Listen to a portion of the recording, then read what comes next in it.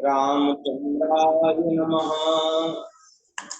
ओम नमः परमहंसास्वादित चरण कमल चिन्मकरंदाय भक्तजनमानस निवासाय श्री रामचंद्राय कृष्णाय वासुदेवाय हरे परमात्मने प्रणतक्लेशनाशाय गोविंदाय नमो नमः। सीतानाथ समारंभां श्रीरामानंदाय मध्यमाम् अस्मदाचार्य पर्यन्तां वन्दे श्री गुरु परम्पराम्। प्रहलाद नारद पराशर पुंडरीक व्यासाम्बरीश शुक शौनक भीष्मदाल्यान् कुमांगलार्जुन वशिष्ठ विभीषणादीन् पुण्यान् मां परम भागवतान् नमामि। पुण्यान् मां परम भागवतान् नमामि। चार जुगन में भक्त जे तिनके पद की धूरी सर्व सुशिर धरि राखी मेरी जीवन मूरी। भक्त भक्ति भगवंत गुरु चतुर नाम एक इनके पद वंदन किए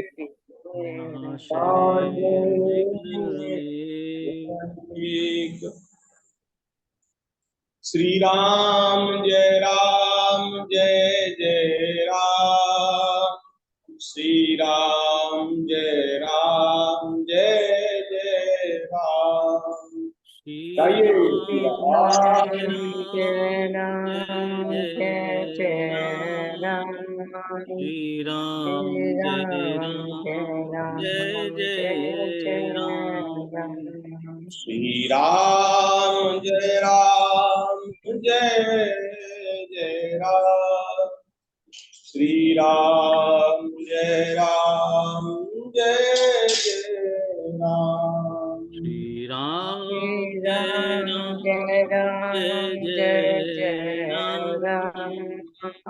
राम जय राम।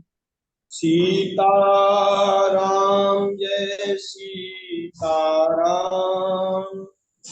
सीताराम जय सीताराम। सीताराम जय सीताराम। सीताराम जय सीताराम। राधे श्याम जय राधे श्याम। राधे श्याम जय राधे श्याम। राधे श्याम जय राधे श्याम। राधे श्याम जय राधे श्याम। जय गौ माता जय गोपाल भक्त वत्सल प्रभु दीन दयाल। जय गौ माता जय गोपाल भक्त वत्सल प्रभु दीन दयाल। वत्सल प्रभु दीन दयाल। भक्त वत्सल प्रभु दीन दयाल। श्री राम जय राम जय राम। श्री राम जय राम जय राम। श्री राम राम जय जय राम।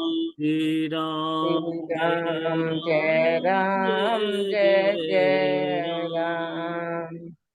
श्री सीता रामचंद्र भगवान की जय। श्री बिहारी लाल की जय। जय। श्री राधा कृष्ण जय। सदगुरुदेव भगवान की जय। जय। श्री राम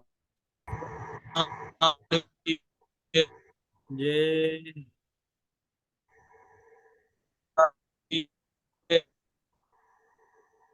बिहारी लाल की जय। नारायण हरि शरणम। हम सब लोग बड़े भाग्यशाली हैं जो भगवान की कृपा से हम सब लोगों को सत्संग की प्राप्ति हो रही है। ठाकुर जी की बड़ी कृपा है। विज्ञान के उपयोग से हम सब लोग अपने अपने घरों में बैठ करके इस दिव्य सत्संग का लाभ ले रहे हैं और इस तरह हम अपने जीवन को सफल कर रहे हैं, धन्य कर रहे हैं और अपने समय को सार्थक कर रहे हैं।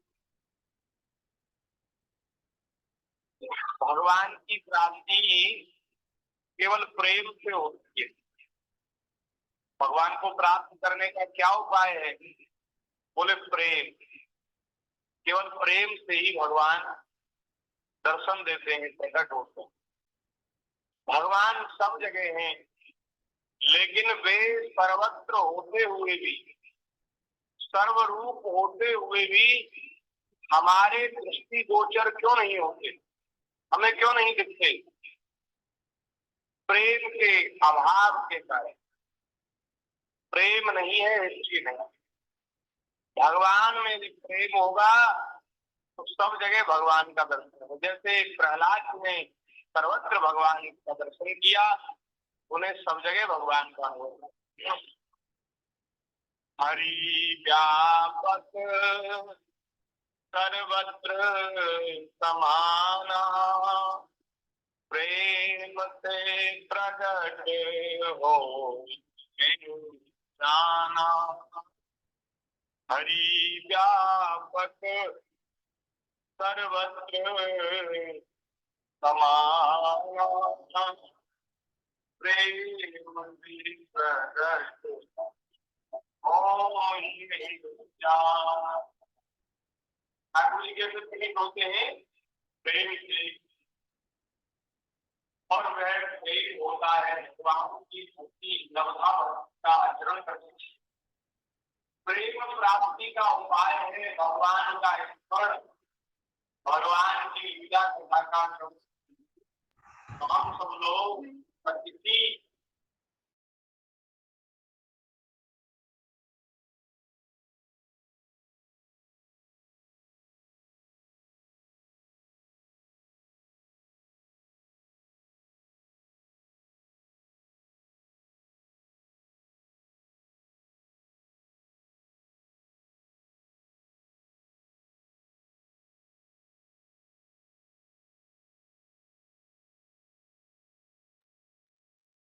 आवाज नहीं आ रही प्रभु जी, माइक बंद है आपका।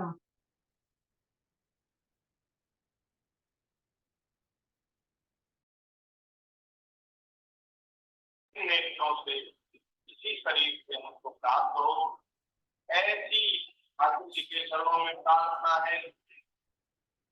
कन्हैया तेरा सुखदाई जय दीदा कब होगा। कन्हैया तेरा सुखदाई जय दीदा कब होगा। जिसके बस चले आते,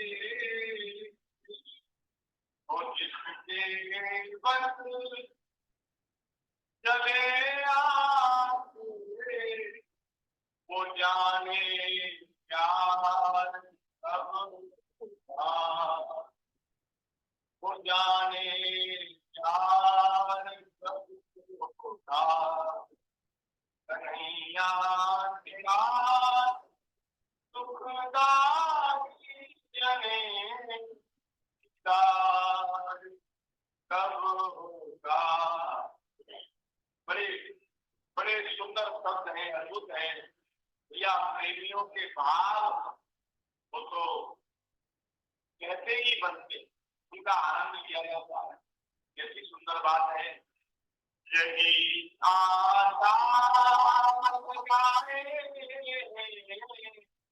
हमारे साथ यही आशा लगाए हमारे नाथ जीवन का, ये मुरझाया हुआ गुलशन हमारे जीवन का, ये मुरझाया हुआ गुलशन, ये मुरझाया हुआ गुलशन जने मुरझाए कब होगा,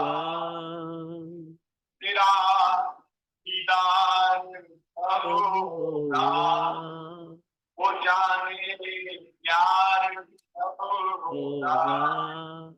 जन्म और मृत्यु के वन में भटकता गया,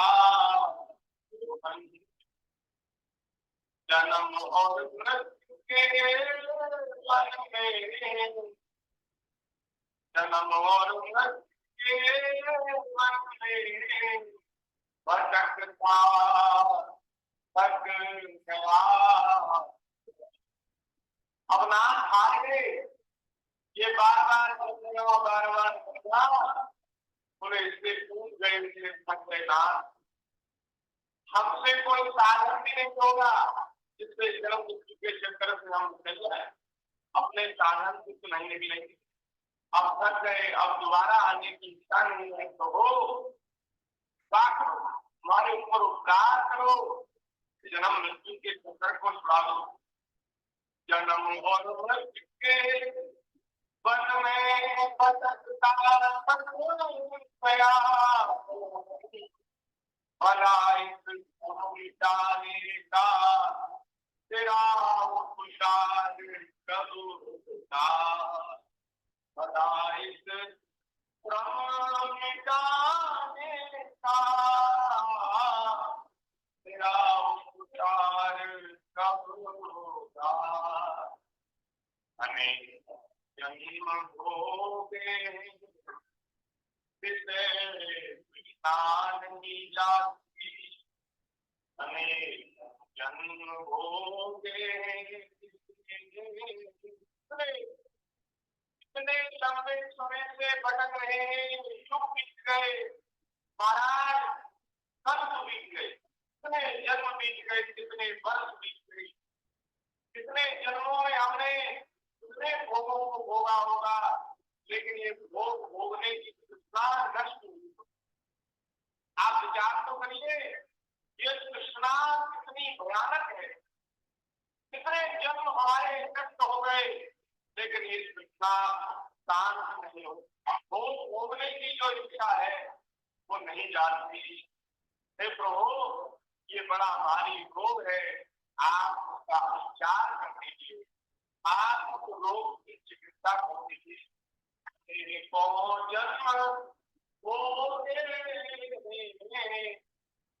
विषय तृष्णा नहीं जाती, बड़ा यह रोग है भारी, बड़ा यह रोग है भारी, जने उपचार कब होगा,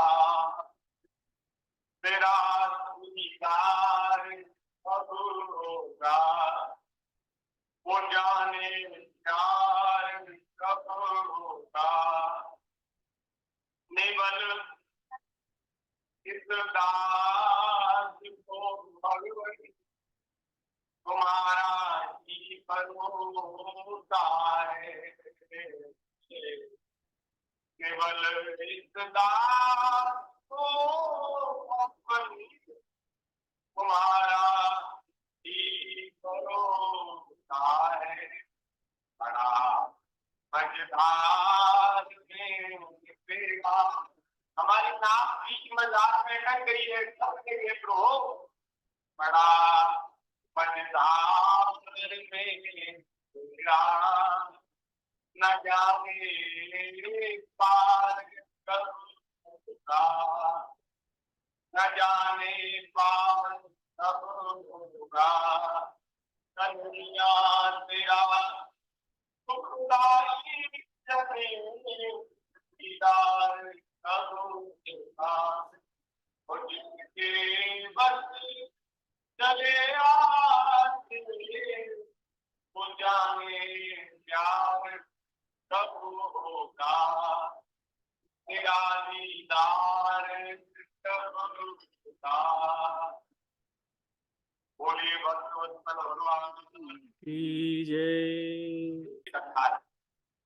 इससे पहले मित्र जो अपने अपराध से हमें लज्जित थे और प्रायश्चित की अग्नि में जल रहे थे, तो वे भगवान की शरण में आए हैं, आए हैं और उन्होंने महाराज भगवान स्तुति की चर्चा को पूरी एक को ही दो कहकर के हम आगे बढ़े। वे कह रहे हैं तब हम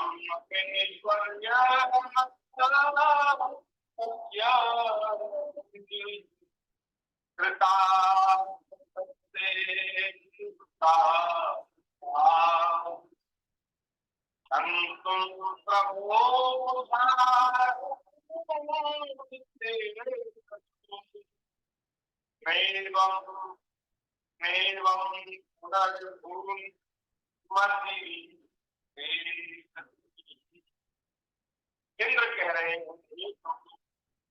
मैंने ऊपर के मत से दूर होकर आपका अपमान किया है, क्योंकि मैं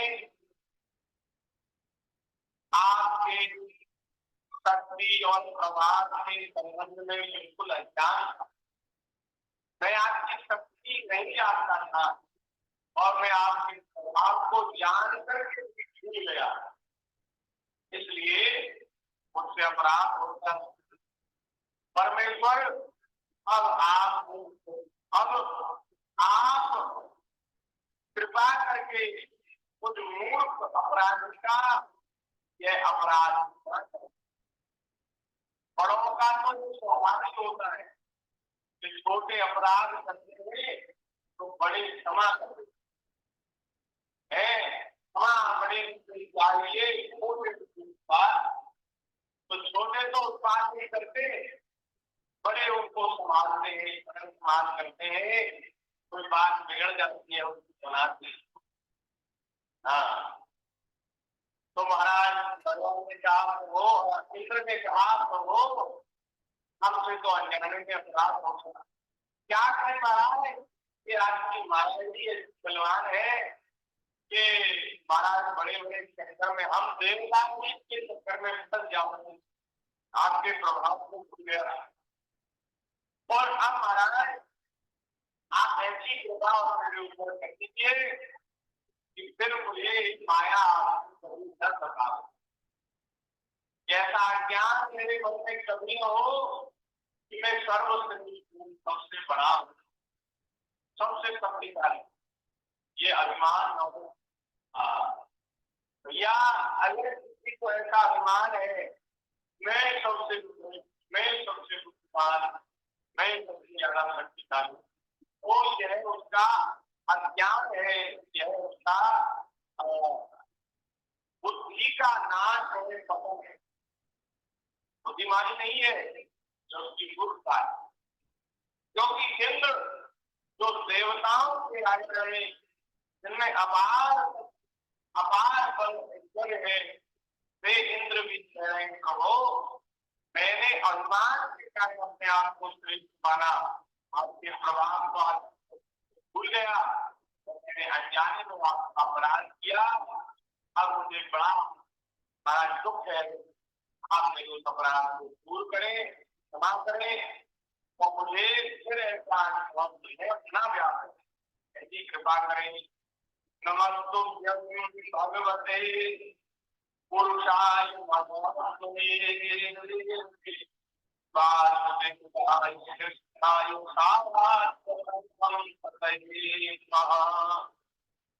देखो, भगवान की जो कथाएं है ना, इनमें हमें जीवन के सूत्र मिलते हैं।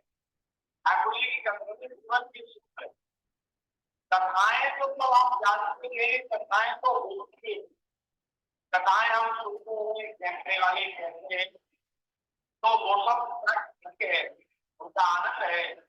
लेकिन उन कथाओं के बीच बीच में जो हमारे कल्याण की बात है, हमारे मंगल की बात है, उसको हमें विशेष रूप से समझना चाहिए और फिर उसको जीवन में उतार कर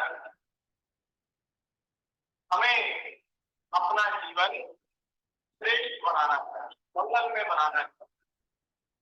देखो, किसी से कोई गलती हो जाए, अपराध हो जाए, चूक हो जाए, तो दूसरे लोग उसकी गलती से सीख लेते, जो बुद्धिमान होते, और जो मूर्ख होते हैं ना, वो स्वयं गलती से सब सीखते, वो दूसरे नंबर के हैं, वो सीखते। बुद्धिमान तो वह है दूसरे की गलती से सीखे और वह गलती को बता। तो भैया, ये जो बड़े बड़े जो भगवान की लीला है ना, देवता है, महात्मा है, ये लीला करके हमको समझाते हैं, भाई ऐसा अपमान मत करना जीवन में, मैं श्रेष्ठ हूँ, मैं बहुत अच्छा हूँ, मैं बहुत शक्तिशाली हूँ, मेरे पास तो महाराज था, धन है बड़ा। तो ऐसा अभिमान नहीं करना चाहिए, क्योंकि यह अभिमान होता है। ऐसी जो शिक्षाएं से हमें लेनी चाहिए। भगवान इंद्र कह रहे हैं, मैं आपको नमस्कार करता हूँ, आप सर्वांतर्यामी पुरुषोत्तम तथा सर्वात्मा वासुदेव हैं। आप यदुवंशियों के स्वामी भक्तवत्सल हैं और सबके को आकर्षित करने वाले हैं। मैं आपको बार बार नमस्कार। आपने जीवों के समान कर्मरत होकर नहीं, स्वतंत्रता से अपने भक्तों की तथा अपनी इच्छा के अनुसार शरीर काम किया है। आपका यह शरीर शुद्ध ज्ञान स्वरूप है। ये आपका शरीर जो है, ये दिव्य संस्कार है, सच्चिदानंद में दिख रहे हैं भगवान। हे प्रभु, मैं आपको बार बार नमस्कार करता हूं। हे प्रभु, मैंने अभिमान किया और ब्रज को नष्ट करने के लिए खूब जल पहुंचाया, आनंद के द्वारा ब्रज को नष्ट करना चाहा, लेकिन प्रभु आपने ब्रज की रक्षा की, मेरे अभिमान को दूर कर दिया। इससे प्रभु आपने मुझ पर बहुत ही अनुग्रह किया, बहुत अनुग्रह किया। तो जब हमारा अभिमान कहीं नष्ट होता ना, तो हमें बड़ा खराब लगता है। जब हमारा कहीं मान थोड़ा हो, कहीं कोई अपमान कर दे, तो बड़ा कष्ट होता है। लेकिन उस स्थिति में हमें सुखी नहीं होना चाहिए, हमें व्यथित नहीं होना चाहिए।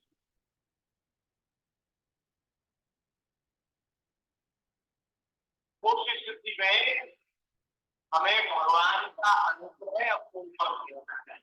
ठाकुर जी की बड़ी, हम मिथ्या अभिमान ये हो रहे थे, उठा अभिमान हमारा बड़ा संबंध है, हमें लोग बड़ी श्रद्धा करते हैं और बड़ा महाराज शिक्षा होती है। मिथ्या अभिमान हमारा ठाकुर जी ने दूर कर दिया। ये भगवान की बड़ी बड़ा अनुग्रह है। ऐसे ही ये तो एक उदाहरण है। संसार की सारी प्रतिकूलताओं में, सारी प्रतिकूलताओं में हम लोगों को भगवान की कृपा का दर्शन करना है। और जो हरे भगवान की कृपा का अनुभव करते हैं, दर्शन करते हैं, वे परम सुखी हो जाते हैं और वे भगवान के अधिकारी बन जाते हैं। उन्हें ठाकुर की भक्ति प्राप्त हो जाती है। खूब चकाचक मौज है, खूब बढ़िया महाराज मौज चल रही है, अब आनंद है, संपत्ति की कमी नहीं है, सब जगह मानव रखा है। अरे बाबू जी घर में भी सब सुनाए हैं, पत्नी बच्चे आज्ञा में रहते हैं और सब क्लियर आवाज नहीं आ रही थी। एक ही ये कह रहे हम पे तो भगवान बिहारी की जय। जय जय श्री राधे। अभी आवाज आ रही है सबके पास? जी हेलो जी भगवान। नारायण, हम निवेदन कर रहे थे कि हृदय में भक्ति की परीक्षा तब होती है जब महाराज घोर प्रतिकूलता है, घोर प्रतिकूलता, और उसमें भी भगवान की कृपा का अनुभव किया जा रहा है। उसको कहते हैं भक्ति, उसको कहते हैं प्रेम। भैया अनुकूलता में तो सब कह देते हैं कि भगवान की बड़ी कृपा है, प्रतिकूलता में भगवान की कृपा का अनुभव करना इसको भक्ति कहते हैं। और देखो कृपा तो है ही, हम प्रतिकूलता किसको मानते हैं? संसार की सुख सुविधा और मान प्रतिष्ठा की कमी, धन दौलत की कमी, उसको हमने प्रतिकूलता मान लिया है। लेकिन यह प्रतिकूलता संसार के बंधन से छुड़ाने वाली और भगवान के चरणों में पहुंचाने वाली है। तो भैया ये विपत्ति नहीं है, ये प्रतिकूलता नहीं है, ये संपत्ति है। ये वास्तव में संपत्ति है, क्योंकि यह भगवान में लगाने वाली। विपत्ति क्या है? विपत्ति भगवान को भूलना है, भगवान को भूल जाना ही विपत्ति है, और भगवान को याद रखना ही सबसे बड़ी संपत्ति है, सबसे बड़ा धन है। हमारा धन राधा श्री राधा श्री राधा। तो भगवान का स्मरण ही परम धन है। बोलिए भक्तवत्सल भगवान की जय। तो इस प्रकार से इंद्र ने भगवान की स्तुति करी कि प्रभु आपने मेरा जो अभिमान ये दूर किया ना, ये मेरे ऊपर आपकी बड़ी कृपा हुई। नहीं तो महाराज हम तो अभिमान में ही चूर बैठे थे, हम आपकी महिमा को नहीं समझ सकते थे, आपके प्रभाव से अनभिज्ञ थे। तो इसलिए हमसे बड़ा अपराध हुआ, उस अपराध को आप क्षमा करो और अब ऐसा दोबारा न हो, ऐसी आप कृपा करो। इस प्रकार से इंद्र ने भगवान की स्तुति करी है। तो नारायण अब आगे श्री सुखदेव जी महाराज श्री परीक्षित जी से कह रहे हैं, हे परीक्षित, कामधेनु गैया भी गोलोक से आई थी भगवान का अभिषेक करने के लिए। तो कामधेनु मैया वो भी खड़ी हैं। तो उस समय जब इंद्र ने इस प्रकार स्तुति करी तो भगवान ने भी कुछ शब्द कहे। ठाकुर जी ने क्या कहा? भगवान ने कहा कि हे इंद्र, तुम ऐश्वर्य और धन संपत्ति के मत से मतवाले हो रहे थे, इसलिए तुम पर अनुग्रह करके ही मैंने तुम्हारा यज्ञ भंग किया। यह इसलिए किया कि अब तुम मुझे नित्य निरंतर स्मरण रख सको, मुझे याद रख सको, इसलिए मैंने किया। हाँ, जो ऐश्वर्य और धन संपत्ति के मद से अंधा हो जाता, ध्यान दीजिए, जिसको धन संपत्ति का नशा हो जाता है, जो ऐश्वर्य के मद से अंधा हो जाता है, वो भगवान की भक्ति, भगवान का स्मरण नहीं कर पाता। वो ये भूल जाता है कि काल रूप परमेश्वर हाथ में दंड लेकर उसके सिर पर सवार हैं। तो भगवान कह रहे हैं मैं जिस पर अनुग्रह करना चाहता हूँ, जिस पर कृपा करता हूँ, उसे ऐश्वर्य भ्रष्ट कर देता हूँ, उसका ऐश्वर्य नष्ट कर देता हूँ। हाँ भैया बड़ा कठिन है ये इस मार्ग पे चलना।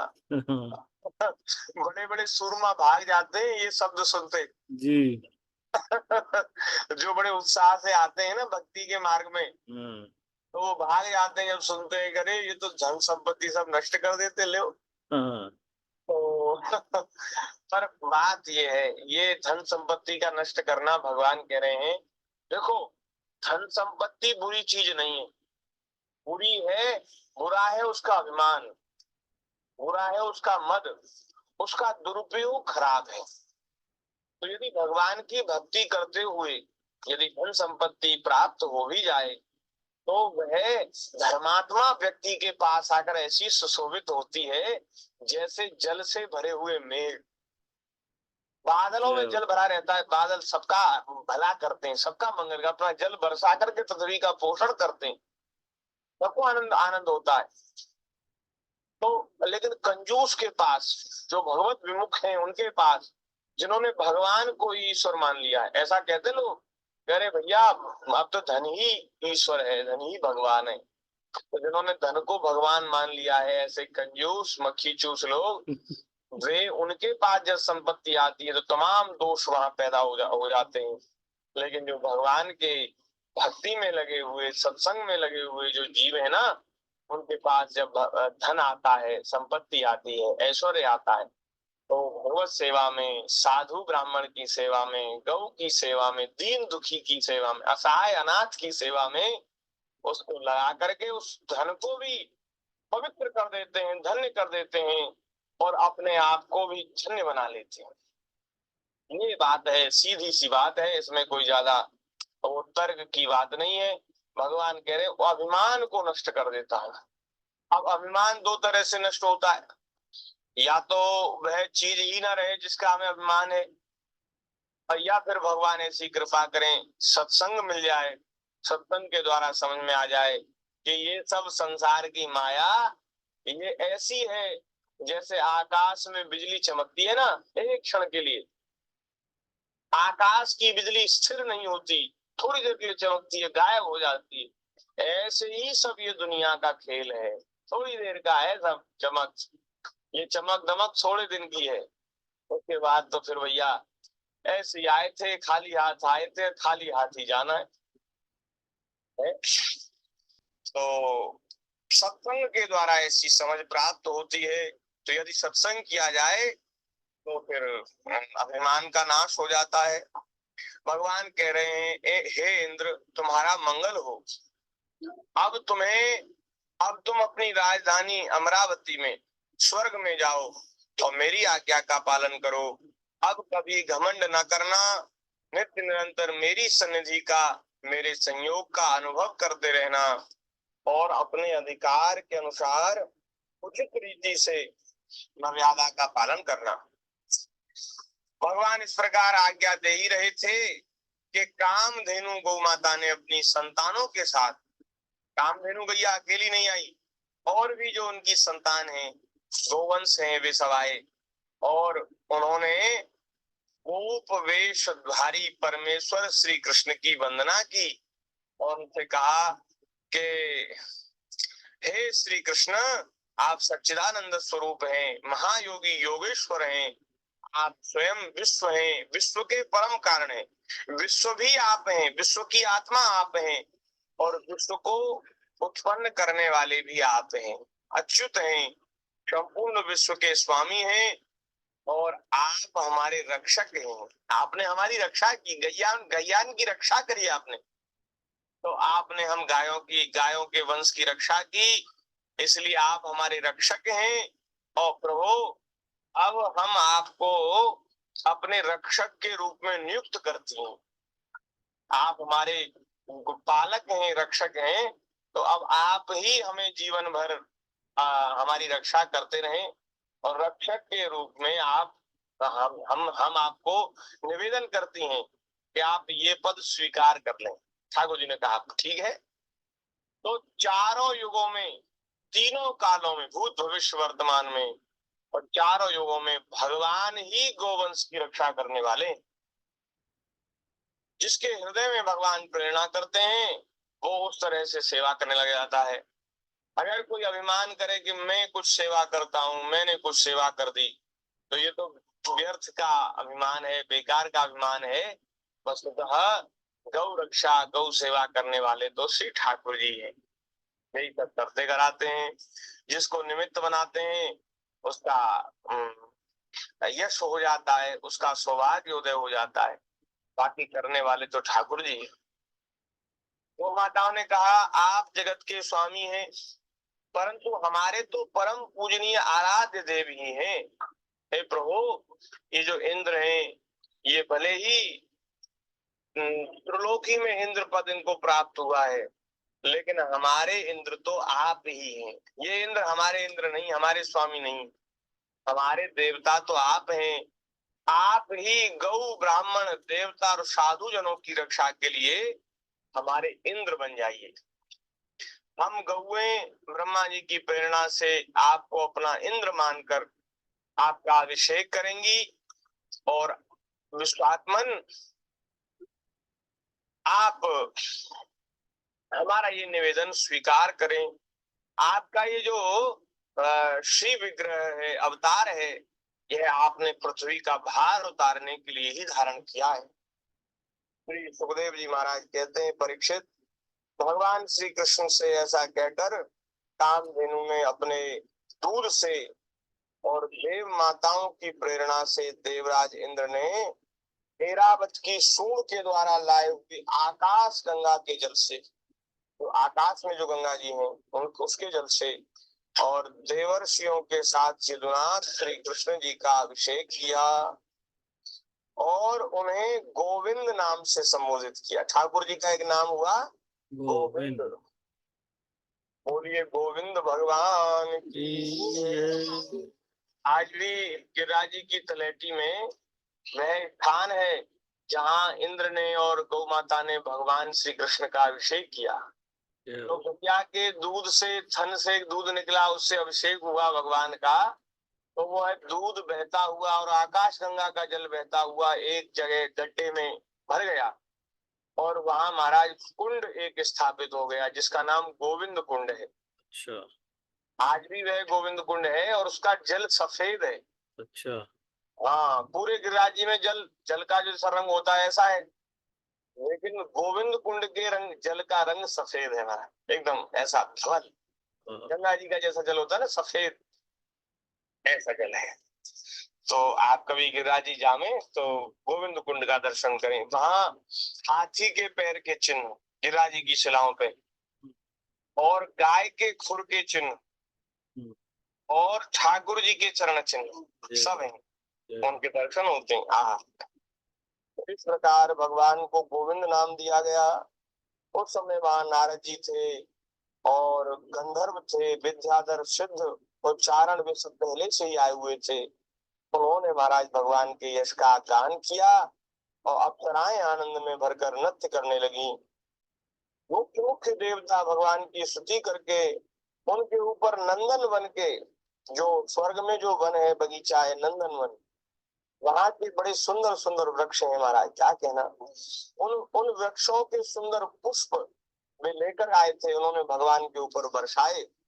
तीनों लोकों में परमानंद की बाढ़ आ गई और गौओं के स्तनों से अपने आप ही स्तनों से दूध गिरा और महाराज इतना दूध गिरा कि पृथ्वी गीली हो गई। नदियों में विविध रसों की बाढ़ आ गई, वृक्षों से मधु बहने लगा और महाराज जोते बोए बिना ही पृथ्वी में अनेक प्रकार की औषधियां और अन्न प्रकट हो गए, पैदा हो गए, बिना बिना जोते बोए। इस प्रकार से सारे संसार में आनंद छा गया। बोलिए भक्त वत्सल भगवान की जय।